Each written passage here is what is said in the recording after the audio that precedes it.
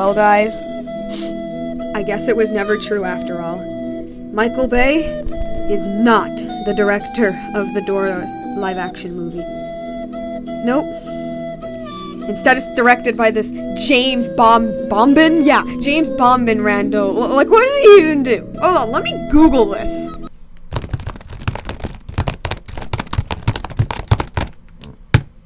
Okay, let's see. A few Muppets movies, some other stuff I've never heard of in my life, and Alice Through the Looking Glass? Huh. Why does that actually make sense?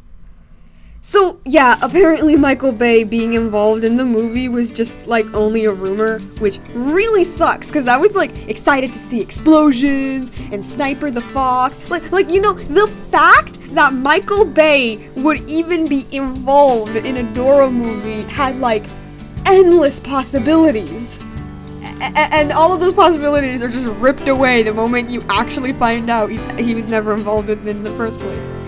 But you know what? It's still live action Dora.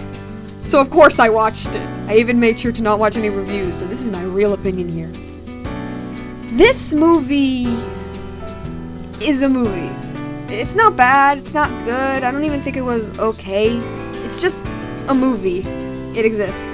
Okay, one thing I actually really liked was that they acknowledged the way Dora acts. Like, in the beginning of the film, she looks at the camera and says something like, "Do you like, whatever food she's eating?" "Me too!" And her parents just look at each other awkwardly, being all like, she'll grow out of it, and she doesn't. I love those scenes. Anyway, so, like, she goes to California to go to high school with Diego, and look at that! They actually did it! You made Diego into a kind of hot and sexy boy the fangirls can fall over. I mean, sure, he has that horrific buzz cut, but still, good job, Dora movie. Good job for doing something I said. Bravo, bravo, you get half a cookie. Only half, because he didn't make him into the perfect Hispanic man we all wanted.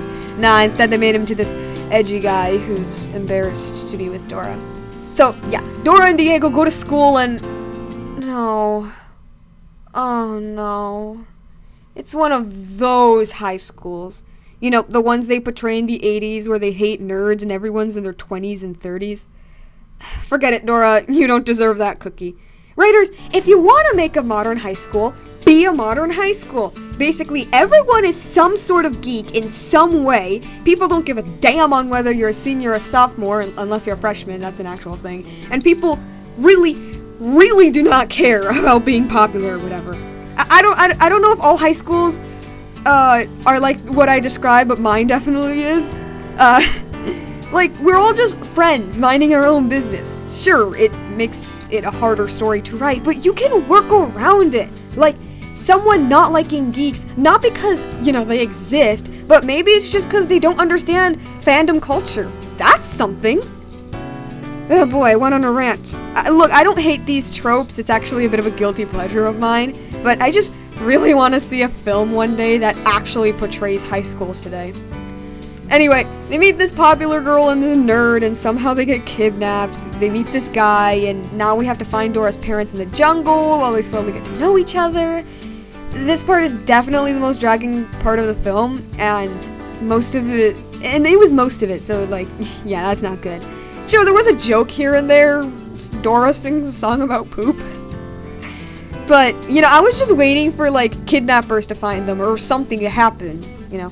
But, you know, as you expect, they find the city of gold, they solve puzzles all Indiana Jones style and save her parents with a bunch of unimportant stuff in between. And that was really it. Like, there wasn't a huge battle or anything. Like, I did like Dora's dad in the movie, though. I don't know, just something about him I liked. I don't know. Also, Boots is horrifying. Just look at him. Okay, now, this is the stuff I'm honest to God, like, I find interesting. So, there's this one part in the movie where Dora and her group gets high and have a drug trip. No joke, this is a movie made for 5-year-olds, and Dora gets high, and it's beautiful. See, they stumble upon these flowers that spray like this gas thing when you touch them, and suddenly everything becomes animated like in the style of the show. And then they like prance about, being happy, they try to jump a cliff before the trip stops. It's a funny scene. Then I realized something. In this drug trip, everything becomes the style of the show, where backpack and the map finally show up. Do you know what this implies? That the entire Dora the Explorer TV show was all just a drug trip. Anyway, moving on. Boots doesn't talk throughout the film. Swiper does, but whatever. He's just like the funny animal sidekick, but there's one scene when Dora's like at the lowest point and she's about to cry. Boots just talks with no explanation. Like, no reason. And not only that, he has like a really, really deep and raspy voice. It's weird, man. The best part is that, like, after 3 lines, he never talks again and just goes back to being mute. Legit, guys, this movie is kind of boring, but this is definitely the most WTF scene, not just in this movie, but in, like, anything. If you're gonna watch it, do it for the scene. It's hilarious. So yeah, that's all I really got. Now, do I recommend this film? Not really, but yes at the same time. Again, I don't really have any strong opinions on it. It's a movie, it exists. I did enjoy it, I will admit that, I really did. And I know for a fact that this is the type of movie younger me would absolutely love. So I guess I can say that if you want a simple kids movie, go ahead. It's nothing special, but it's nice.